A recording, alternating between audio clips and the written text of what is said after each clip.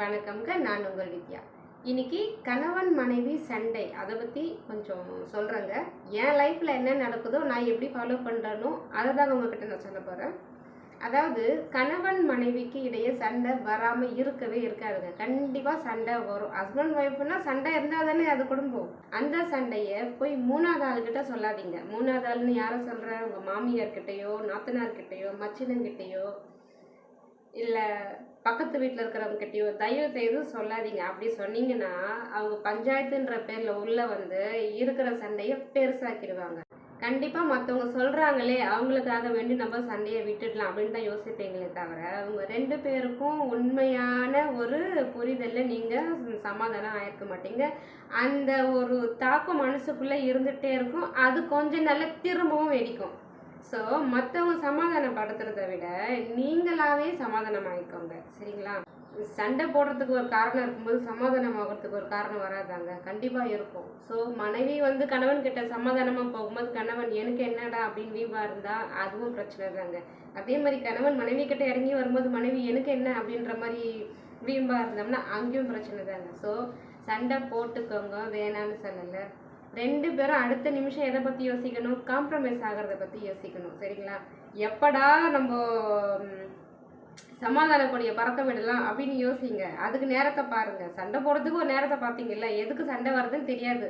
அவங்க சொல்றது உங்களுக்கு பிடிக்காது, நீங்க சொல்றது அவங்களுக்கு பிடிக்காது.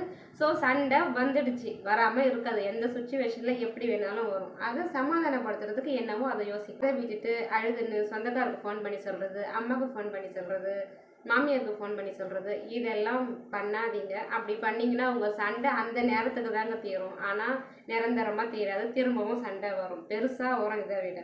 ஸோ சண்டை வந்துச்சுன்னா யோசிங்க, எப்படி இதை நம்ம அவரை காம்ப்ரமைஸ் பண்ணலாம்? இந்த சண்டைக்கு என்ன சொல்யூஷன்? இந்த சண்டை ஏன் வந்தது? இதுக்கப்புறம் இந்த சண்டை வராமல் இருக்கிறதுக்கு என்ன பண்ணலாம்? இதை ரெண்டு பேருமே யோசிக்கணும்.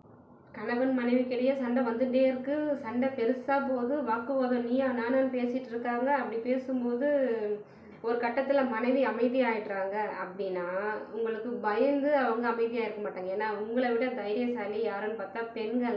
ஆண்கள் வந்து உடம்பளவில் தாங்க பலசாலி, பெண்கள் வந்து மனதளவில் பலசாலிங்க. ஸோ அந்த பலத்தை வந்து யாராலையும் அசைச்சு பார்க்க முடியாது. கணவன் மனைவிக்கிடையே சண்டை வந்துச்சுன்னா ஹஸ்பண்ட் என்ன வேணாலும் பேசுவாங்க, மனைவி வந்து ஒரு சில வீட்டில் அமைதியாகவே இருப்பாங்க. ஒரு சில வீட்டில் மனைவி என்ன வேணாலும் பேசுவாங்க, கணவன் அமைதியாக தான் இருப்பாங்க. ஆனால் அந்த மாதிரி கணவன் அமைதியாக இருக்கிற வீட்டில் என்னென்னா அவங்க எல்லாத்தையும் தாங்கிக்கின்னு இருக்காங்க அப்படின்னு அர்த்தம். ஏன்னா நம்மளும் திரும்ப பேசினா சண்டை. அதே தான் மனைவிக்கும். ஒரு கண்ணில் தூசி பட்டா இன்னொரு கண்ணும் கலங்குது இல்லைங்க நமக்கு. அது மாதிரி தாங்க கணவன் மனைவி உறவு கூட. ரெண்டு பேரில் யாருக்கு ஒருத்தருக்கு புரிதல் இல்லைனாலுமே அங்கே கஷ்டப்பட போகிறது ரெண்டு பேரும் தாங்க. ஏன்னா ரெண்டு பேரும் மனசு ஒத்து வாழ்ந்தால் மட்டும்தாங்க அந்த வாழ்க்கை வந்து சந்தோஷமாக அமையும். சண்டை போட்டுக்கோங்க, வேணான்னு சொல்லலை. அதே நேரம் சீக்கிரமாக காம்ப்ரமைஸ் ஆகிறதுக்கு பாருங்கள். உங்கள் சண்டையே 4 பேர்கிட்ட சொல்லாதீங்க. முடிஞ்ச அளவுக்கு ரெண்டு பேரும் மனசு விட்டு பேசி சமாதானம் ஆகிறதுக்கு பாருங்கள். ஸோ சந்தோஷமாக